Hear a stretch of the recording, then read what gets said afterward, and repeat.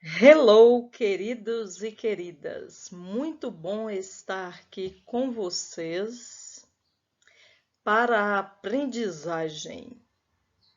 Coloquem sempre Deus à sua frente, que só assim seremos felizes. Aula de língua portuguesa sobre período composto por coordenação do Plano de Estudo Tutorado da Secretaria de Estado da Educação de Minas Gerais. Período simples e composto. Antes nós faremos uma revisão para vocês relembrarem o que é este assunto.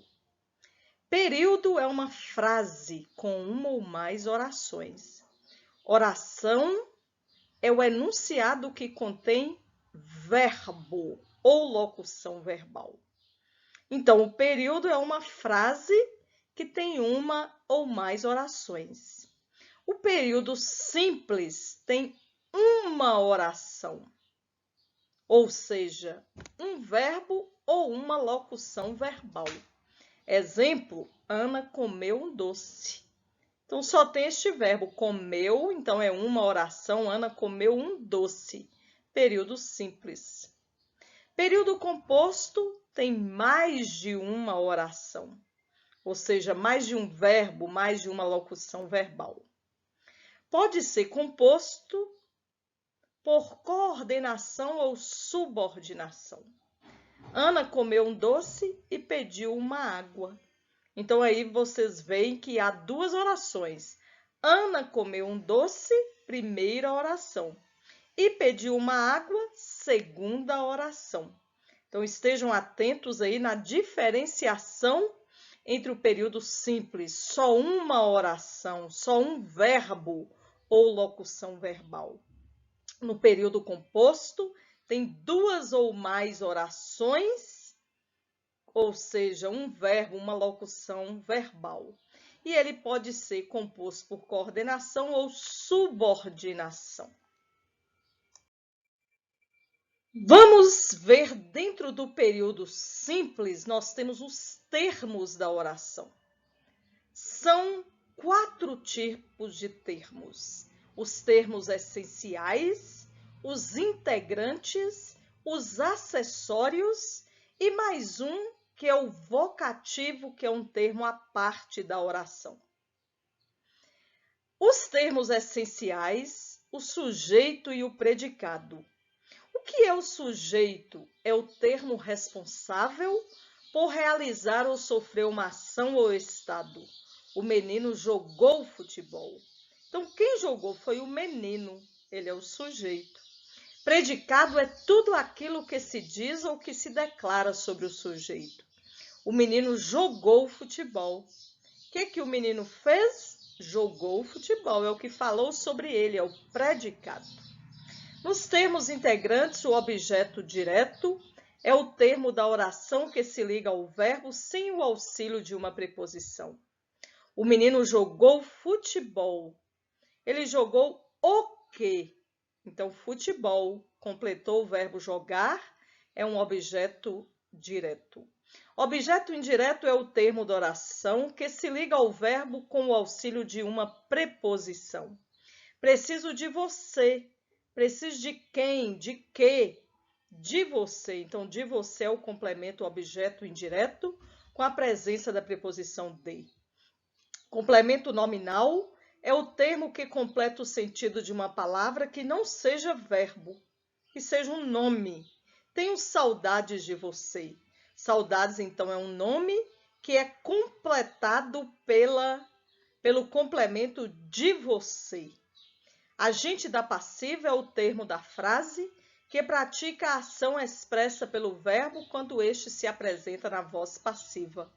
A comida foi feita por ela. Então, por ela é o agente da passiva, porque se fosse na voz ativa, seria ela fez a comida. Os termos acessórios, adjunto adnominal, é o termo que determina, especifica ou explica um substantivo. A bola é redonda, então a especifica qual é a bola que eu estou falando. Adjunto adverbial é o termo que possui função de advérbio na oração. Eu cheguei depois de você. Depois é um adjunto adverbial de tempo. Aposto é um termo que se junta a outro de valor substantivo ou pronominal para explicá-lo ou especificá-lo melhor. Machado de Assis, escritor brasileiro, até hoje está presente na nossa literatura. Então, o escritor brasileiro explica quem é Machado de Assis, por isso é um aposto. E o vocativo, que é um termo que serve para invocar o receptor da mensagem, não possui função sintática, ele é um termo à parte na oração. Menino, venha cá. Menino, a palavra usada para chamar, é o vocativo desta oração. Agora, entrando no período composto, como eu já disse para vocês, ele pode ser por coordenação ou por subordinação. Qual a diferença? A diferença está na palavra coordenação e subordinação. Na coordenação, o período, a oração não tem relação sintática entre si. Apresenta orações independentes. Então, as orações não dependem uma da outra.